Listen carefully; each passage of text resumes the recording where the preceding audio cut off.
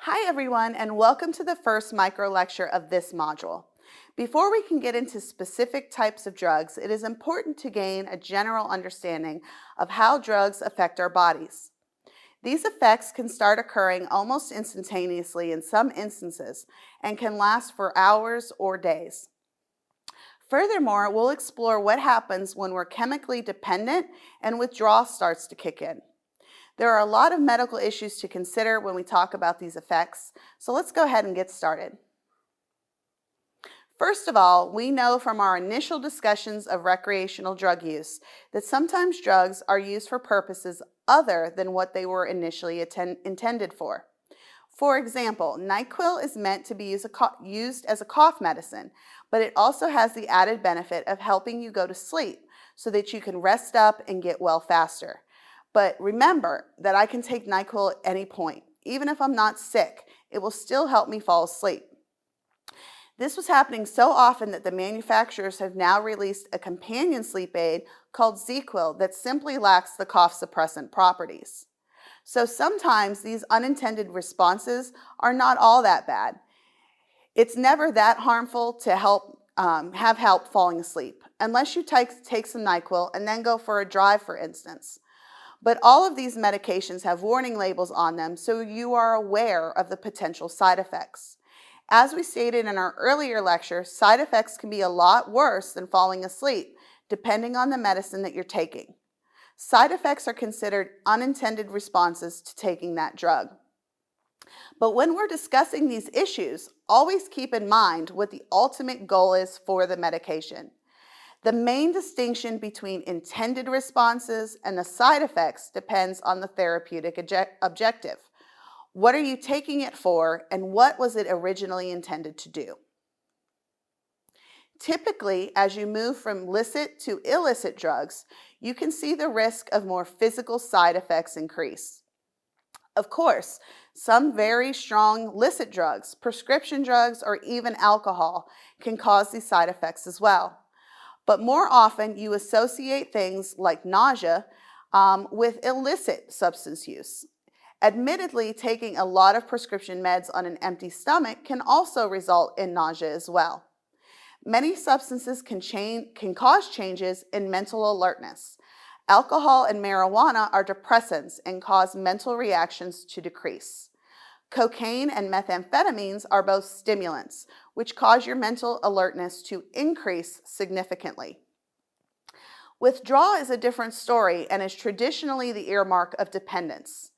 Basically, withdrawal begins when the last traces of the drug's active ingredient leaves your system and your body is looking for more. When your body does not find the drug that it's looking for, it begins to panic, and all of the symptoms you essentially held at bay with the drug use start to kick in. If you keep taking a certain drug over a prolonged period of time, it might not even be about the high after a certain point. It might just be about keeping even or avoid going into withdrawal.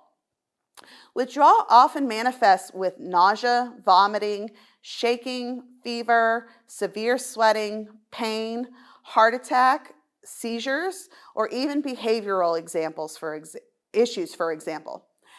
Depending on what you're withdrawing from, you can even die during the withdrawal.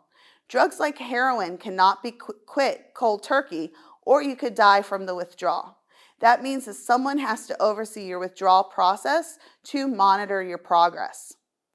Some drugs can cause allergic reactions, either because you're mixing the drugs and they're interacting, or you're allergic to something within the drug. I think I told you before, but I'm allergic to everything in the penicillin family and also codeine. Knowing these drug reactions allows me to alert my doctor to not prescribe me those drugs. But sometimes you don't know you're allergic until you take that drug for the first time. Some allergic reactions can become quite severe. And finally, there might be a change in your heart's normal rhythm. Depressants decrease your heart's normal rhythm, and stimulants can increase it. For example, if you take too much cocaine, then you could have a heart attack.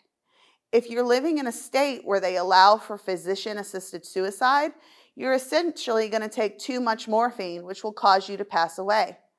Morphine is also given to heart patients at the end of life to help ease their breathing, causing them to relax and not to panic, and to allow for the heart to slow naturally. But it's more often given as a pain reliever in much smaller doses to those who are hospitalized for injury or surgery. The main effects and side effects of different drugs affect everyone differently. Our body chemistries, meaning our height, weight, and gender, for instance, and how long we've been using the drug in question, all have an influence on how the drug will affect us. But in addition, how much of the drug we take will also be influential in how the drug will affect us. So when we're talking about the dose of the drug, we talk about the amount of the drug that you are taking at any given time. Normally, this means that the dose is recommended by the drug company for that drug in question. 1 teaspoon of cough medicine, 1 or 2 Tylenol. But there's certainly the difference between the recommended dose and the amount that you take. The more of the drug that you take, the less effective it becomes because your body is used to having that drug in its system. So as your tolerance increases, you need to take more and more of the drug for that drug to become effective. That means that the potency of the drug also needs to increase. Potency is referring to the amount of the drug that needs to be taken in order for your body to feel the effects of the drug. For example, let's talk about OxyContin. Oxy is a pain reliever and is often prescribed for chronic pain problems. Well, Oxy is a fantastic drug to use in the beginning and on a short-term basis. But because it is very effective, it is rarely prescribed on a short-term basis. So I take some Oxy, my pain is temporarily relieved, and then it starts to come back. But the prescribed dose is no longer working. So I either need to take a stronger prescription or I need to take more of the pills. When that doesn't work anymore, I have to take stronger pills or even more pills yet again. As we keep going, addiction can keep in, and now I'm no longer using the pills for their intended use. I'm simply using them for the addiction. When we're using these items in the short term, there's nothing really to worry about. The prescribed dose normally matches the potency level of the drug. But once tolerance increases, then we have to adjust for the dose and potency levels as well. As we're talking about the dose of the drug administered, we have to discuss the dose response as well. This looks like the type of effect we will see based on the dose that is administered. So if I take the 2 Tylenol, will my headache go away? That depends on my tolerance to the drug, but it also depends on a few other things. So discarding the Tylenol, think about other types of drugs. What can I take that comes in different forms? My example for you is cocaine. We all know that cocaine comes in different forms, namely powder and crack. Powder is ready to go. You can snort it and achieve a very fast high. You can also smoke it. Some people lace their pot with powder cocaine and smoke the two together. But if you're going to use crack, then you need to either smoke it or inject it. Even though crack and powder cocaine are pharmaceutically identical, many consider crack to be the more addictive form of the drug. Mainly, this thought process comes from the way in which the drug is used. Injecting the drug directly into your bloodstream creates a nearly instantaneous high. In addition to the manner in which the drug is used, you also have to look at the rate in which it is metabolized and eliminated from your system. This rate is dependent on the user's body chemistry. This is what we were discussing before. Based on your height, weight, gender, usage history, and whatever else you have in your system, it will affect how quickly your body can process the drug that you just ingested and how much of an effect you will feel. These factors will also interact with the type of drug you use, the quality of that drug, the form of the drug, and the way in which you use it. This chart is looking at the dose response for 3 individuals who use aspirin to treat a headache. If you're looking at the x-axis of the chart, you will see that the dose is increasing as you move to the right, and the y-axis is representing the response that is put into effect after taking a specific dose. Basically, what this chart suggests is that users see will have to take a dose that is nearly 3 times as large or as strong as the dose that user A takes in order to feel the same effect. This is indicating that not everyone feels the same effect for the same dose. So this makes it very difficult to try and prescribe medications to different people. If you prescribe 300 milligrams of aspirin to these same 3 people, really only user A is going to feel some effect from that dose, and it isn't going to be enough to correct the headache altogether. The range in dose between the amount of drug necessary to cause a therapeutic effect and a toxic effect is known as toxicity. It is the capacity of a drug to do damage or cause adverse effects in the body. While we're talking about dose effect, we have to acknowledge that some drugs will promote even more of an effect than others. Aspirin might require a higher dose before you affect. Heroin, on the other hand, requires a much smaller dose before you start to feel the effects. That's because it's a very potent drug. In other words, you only need a smaller dose to achieve the desired result. In addition to its strength and potency, heroin is very dangerous because it is toxic. Think of it in this way. Most individuals who use heroin have to work through trial and error to determine the correct dose in order to feel the effects of it. There is no recommended dose label on the packaging that you buy from your drug dealer. Maybe you have a friend who's used it before, and that individual is helpful in trying to get you to use the correct amount. But what if you don't have that friend? How are you to know when too much is more than enough? How do you find the correct dose that allows you to get high without accidentally overdosing in the process? That is what we call the margin of safety. Trying to find the neutral ground between achieving your high without overdosing. And the more toxic the drug, the more difficult it is to find that neutral ground. Injecting heroin is the most dangerous and also the most efficient way to use this particular drug. Injecting it minimizes the lag time between when the drug is taken and when the effects are felt. With injection, the effects are felt almost immediately. It can also be smoked, snorted, or even eaten, but smoking or eating destroys some of the drug and mutes its effects. When someone takes heroin, there is often an immediate rush. Then the body feels an extreme form of relaxation and a decreased sense of pain.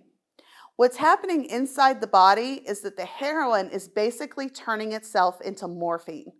Morphine has a chemical structure similar to endorphins, the chemicals that your brain makes when you feel stressed out or are in pain. Endorphins inhibit your neurons from firing, so they halt pain and they create a good feeling that leaves the user feeling very relaxed. Most people die from heroin overdoses when their bodies forget to breathe. Heroin makes someone calm and feel a little bit sleepy, but if you take too much at once, then you can fall asleep, and when you're asleep, your respiratory drive basically shuts down. Usually when you are sleeping, your body naturally remembers to breathe. In the case of a heroin overdose, you fall asleep and essentially your body forgets to do its job. A heroin overdose can also cause your blood pressure to dip significantly and cause your heart to fail. Heroin use can also cause an arrhythmia, a problem with the rate or the rhythm of your heartbeat. During an arrhythmia, your heart might not be able to pump enough blood to the body, and the lack of blood flow affects your brain, heart, and other organs. This can all happen really quickly, and the user might be dead within a few hours. Normally, when overdoses happen that fast, the user is mixing drugs. This chart shows what we mean when we're looking at the margin of safety. The orange line on the left represents taking enough of a drug to feel the effect. You can continue to take more, but the higher the dose you take, the closer you're getting to the lethality dose. Once you've reached the blue line on the right, you're approaching overdose and potential death. So if you're using the drug to feel a stronger high than just the normative effect of the drug, you have to find the dose that falls right in between those two lines. That's a difficult thing to do, as we've been discussing when using intravenous drug use. Additive effects can occur. This is a summation of effects of drugs that are taken concurrently. Antagonistic effects could also occur. This means one drug is canceling out or blocking the effects of another. And finally, we can also see potentative or synergistic effects, meaning that the effect of one drug is enhanced by another drug or substance. The margin of safety is even more difficult to achieve when the user might be under the influence of more than one drug at a time. Multi-drug use can result in drug interactions, which can make an even more dangerous outcome for the user. Even when thinking about prescription drugs, your pharmacist might ask you about what you're taking because they don't want to prescribe something that could result in a negative outcome. Most doctors check to make sure you're not taking things that will negatively interact with one another or that will amplify the effect of one drug over the other. But there are times when those interactions escape the notice of the doctor or the pharmacist. Remember, you could experience the additive effect of two drugs. Generally, this is not all that harmful. Remember it this way. How many different types of drugs are there that are marketed as over-the-counter pain relievers? Advil, Aleve, Tylenol, ibuprofen, so on. Each of these will treat your pain a little bit differently, but generally they all do the same thing, don't they? If you took 2 Tylenol and then 2 Advil, probably nothing is going to happen, except that they will aid in their strengths together. These drugs are interacting with each other to create the same effect on a more pronounced level. There's nothing really that harmful about taking 2 over-the-counter pain relievers. If you were to take 2 different sleeping pills or 2 stronger pain relievers, then that might start to cause an issue. But in general, this isn't a category that is going to cause much harm if you're on the prescription side of things. If you take 2 different hallucinogens for recreational purposes, you might be creating a bit of a sticky situation for yourself. We also have drugs that have antagonistic effects. That means that they're battling one another. I have always associated this idea with Elvis Presley. We know that at the end of his life, Elvis had a large pill problem and was taking them like candy. He had pills to help put him to sleep, pills to help wake him up in the morning, and pills to help keep him going throughout the day. When it was time to sleep again, he would have to take something that would cancel out the uppers that he was taking to get through the day. When your dependence levels are that high, you cannot really deviate from the routine of trying to cancel out the effects of drugs without harming yourself. You're using a stimulant to cancel out a depressant or vice versa. The other example that I always think about is from the movie Pulp Fiction. Remember that scene where Mia Wallace snorts heroin thinking that it's cocaine? She passes out and overdoses on the substance. Then Vincent Vega gets her over to the dealer's house, and they slam a hypodermic needle full of epinephrine in her chest to try and counteract the overdose. Even though there are many issues with that scene of the movie, that is essentially what we're talking about here. They're using one drug to cancel out the effects of another drug. Finally, we have to discuss potentative or synergistic effects that drugs can have. Here you're seeing one drug increase the effects of another drug. This can be a very negative enhancement that we don't want to occur. For example, if you're drinking while smoking marijuana, you have 2 depressants together, so they're going to further exacerbate the depressive qualities of each other. One of the issues that drug users face when they're taking drugs that have synergistic effects is that they can become so impaired that they forget that they took the drug to begin with. So often they consume more of the drug, making the effects even that much stronger. This is the drug interaction that we're most concerned about in terms of dangerousness.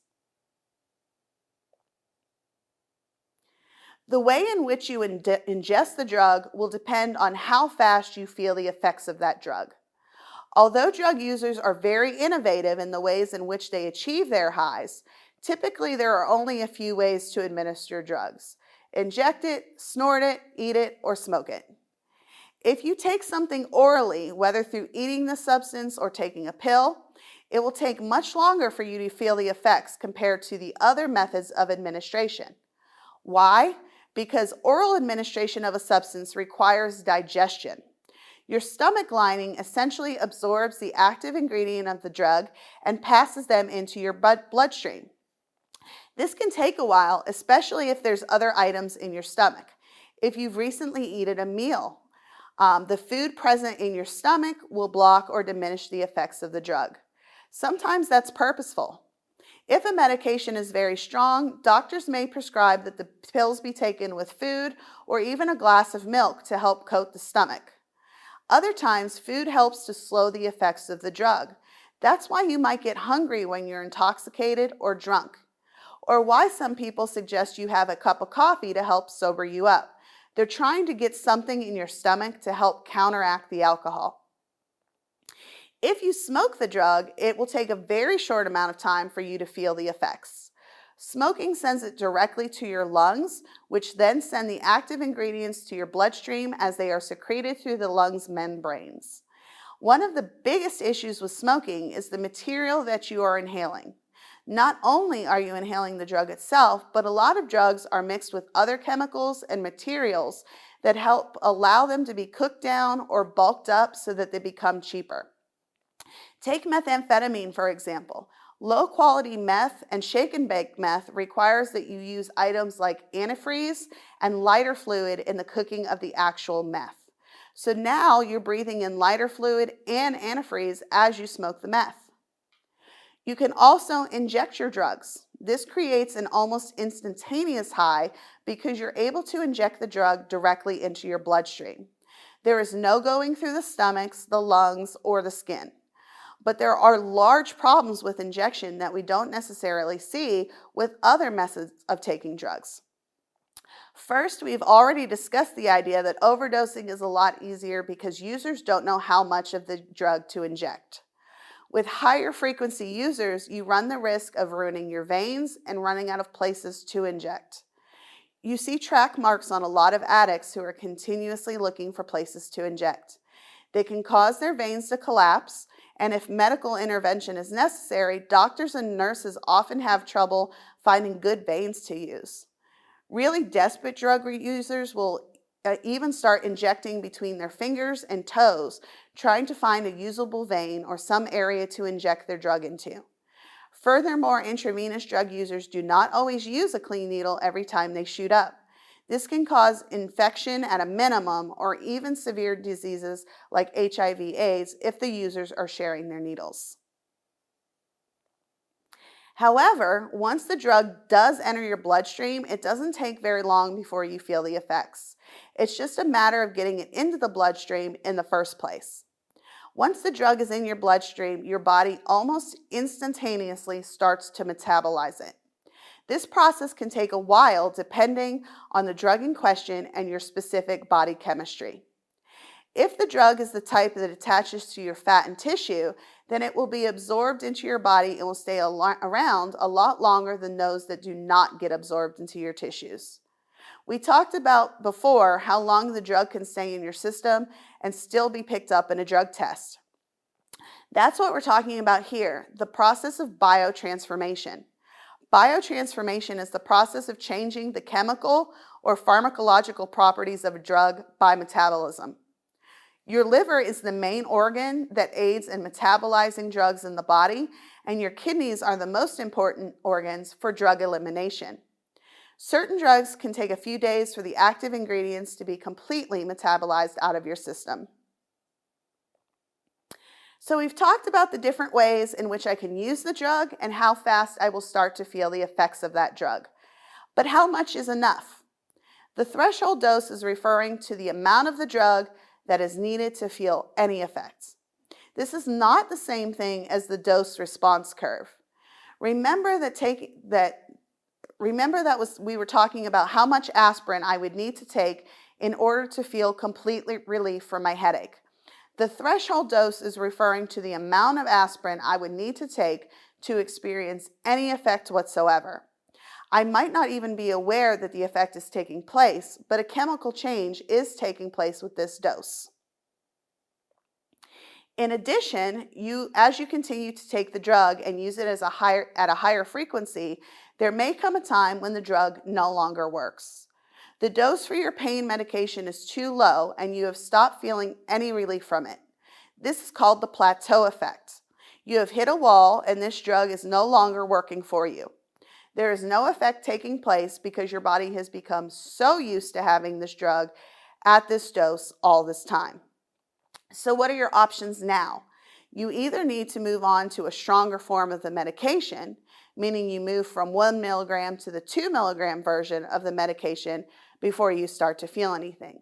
The plateau effect can occur with absolutely any substance you take. But if you're trying to beat the plateau effect, you might try to take more of the medication in a short amount of time in order to feel something. If you take more of the medication than is recommended in a short amount of time, you end up compounding the medication. So you're adding the effects of the first dose to the effects of the second dose. This is called a cumulative effect. This occurs when you do not allow your body time to process the first dose before you take that second dose. This isn't an issue if you're taking Tylenol too early, but what happens when you're taking 2 Vicodin in a short amount of time? The effects will be stronger and you'll be loopier than if you would have just taken 1 Vicodin in the allotted amount of time. This is a concern, especially if you're taking drugs that have higher toxicity levels than other drugs. In this micro lecture, we focused on how our bodies respond to specific drugs and the subsequent reactions to us taking them based on method of delivery. We learned about how much we need to take to get any response at all and what to do when we hit that plateau. In the next micro lecture, we will discuss how our bodies work to eliminate the drugs from our systems.